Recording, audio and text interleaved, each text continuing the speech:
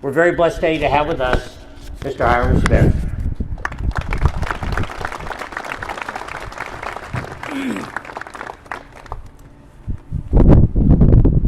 Well, may I say first of all that you are a glorious sight for these old eyes.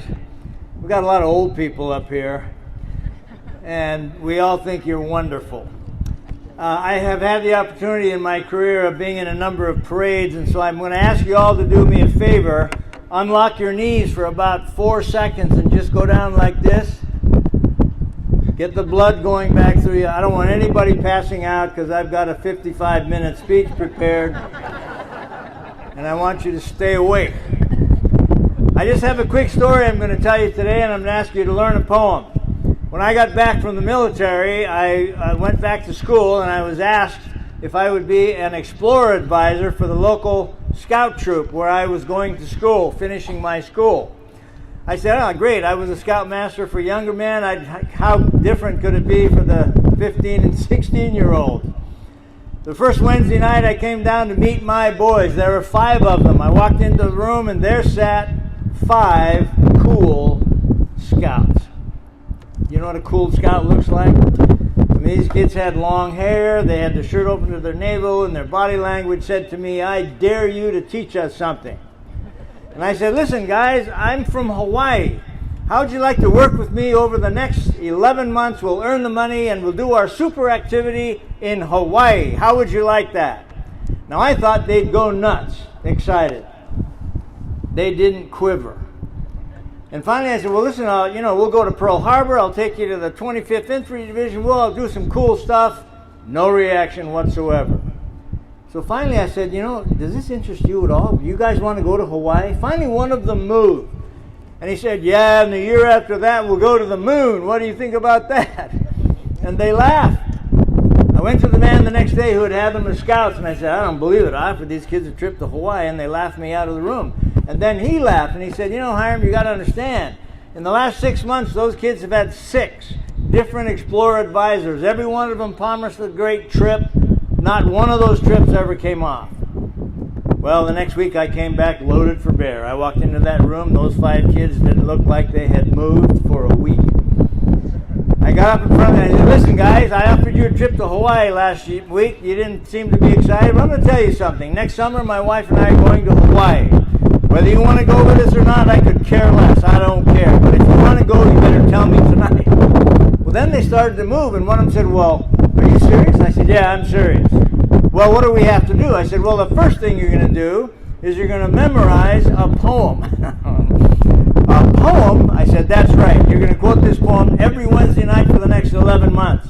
And then I taught them these words. Listen carefully, there will be a test. There is no chance, no destiny, no fate that can circumvent or hinder or control the firm resolve of a determined soul. Well, they thought that was great. The next 11 months, they had to stand up every Wednesday night. There is no chance, no destiny, no fate that can circumvent or hinder or control the firm resolve of a determined soul. They didn't understand half the words, but they did it. In about 6 weeks, we discovered there weren't just 5 cool scouts. There were 17 cool scouts. The other scouts came out of the woodwork, and they said, hey, we understand you're going to Hawaii. Yeah, that's right. And they'd ask the other kids, well, what do you have to do? You got to learn a poem. A poem? Are you kidding? We turned those kids into the finest sales force that town had ever seen. We raised every dime for that trip. 2 months before the trip, I laid a heavy one on them. You want to get on that plane?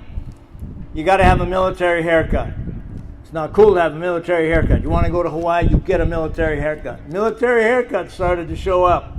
Then they had to have a full uniform. Not cool to wear a uniform. Huh? If you want to go to Hawaii, you get a full uniform. I told them that when they had earned the trip, when the day came, they had to hand their ticket to the flight attendant and quote the poem. So on the day came, they earned all the money, 17 scouts, brand new uniforms, military haircuts that looked like they're just out of basic training. First kid walked onto the airplane, handed the ticket to the flight attendant and said, there is no chance, no destiny, no fate that can circumvent or hinder or control the firm resolve of a determined soul. Isn't that a great poem? She said, great. Next kid walked on. There is no chance. 17 times that flight attendant listened to that poem.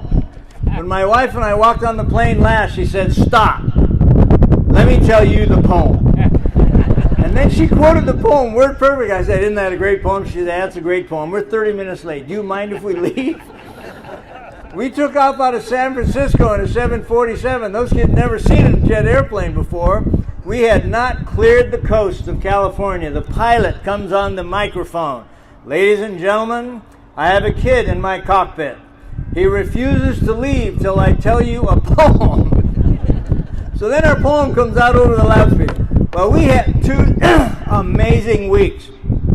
We took him to Pearl Harbor. We took him to the Cultural Center. We took him to the Schofield Barracks. In fact, we stayed at Schofield Barracks for a week.